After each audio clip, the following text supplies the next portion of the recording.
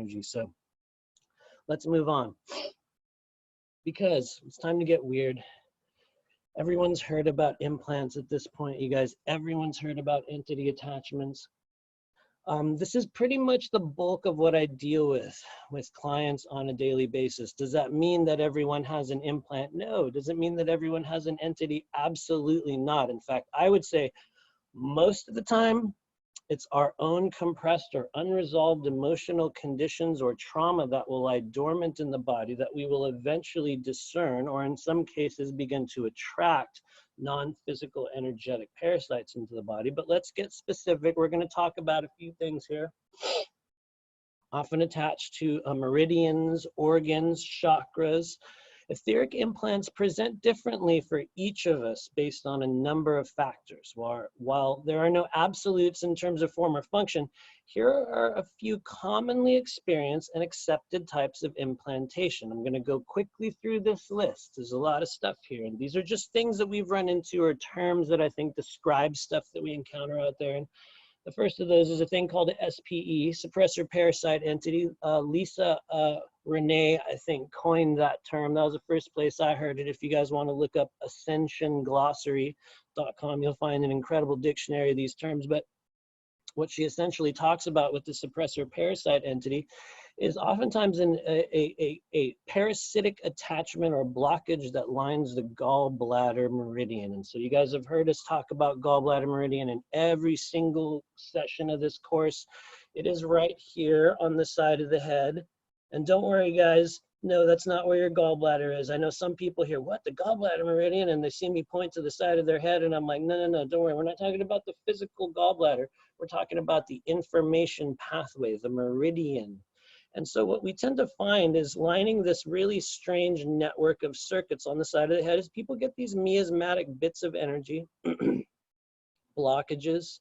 This is a very good description of that, a really good image. What happens when we get this? We have that running loop in our head that won't shut up. It'll keep us stuck in traumas that occurred years ago. And what we find is that at a certain stage, for people that have an actual implantation or a parasitic energy attachment along the gallbladder, is that it has the ability to replicate the sound of your own internal dialogue, whatever that is. It begins to replicate that emotional substance and turn it very dark, very damaging, very self-limiting. For a lot of people, not everyone, this is one of the storehouses for the negative self-talk loops that we have in the body. And so, one second here. Very important to be made aware of. And so, we've been working with that weekly in each and every one of these clearings, you guys. If there's a place that you need to continually clear on the body, it's going to be the gallbladder loop right here. It's a literal circuit that goes along the side of your head. And when we find that old craziness starting to kick in, this is where we look. And so along with that, we have things like black hole siphoning or extraction. And so what is that? Let's talk about that. I've encountered this in my own dwelling space. Black hole siphoning or extraction is not necessarily a form of implantation, but what it is kind of like those IV shunts that they put in your arm in the hospital when you're going to be in ICU for a long time. And, you know, they'll put this IV thing in your arm, this little plastic thing, so they can, whoop, whoop, you know, take stuff in and out. You guys have all seen those. I might have the terminology wrong, but black hole siphoning or extraction works in much the same sort of a way. It's not an implant. It's not an entity that's attached to you.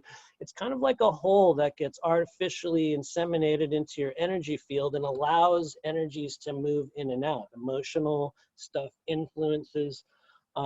We tend to find these along the kidney meridian. Why do black hole or portal type energetic connections get placed along the kidney meridian?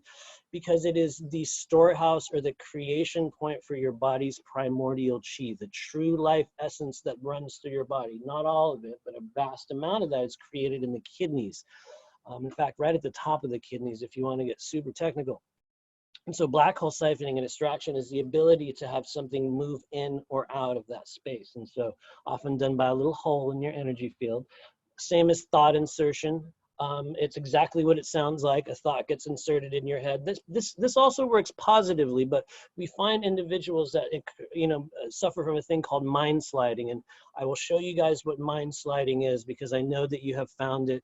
You'll be talking to someone and you're going to be right about to say something really important, and then, oh, what was I? Huh? Oh yeah. Yeah, see, that's mind sliding right there. Everyone has had that.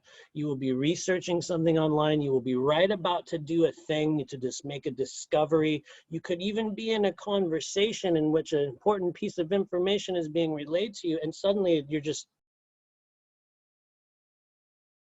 oh, yeah. Anyway, we were going to, that sort of reaction, very, very common. And so is that indicative of implantation? Not necessarily. What we tend to find this happens is just people that have a lot of energetic buildup. If we have a lot of this sphenoid energy, or a very loose or kind of open energetic area right here in the front of the body, mind sliding, thought insertion, things like that become more common. I get this. Everyone gets it. It's just kind of one of the facts and things that we deal with energetically.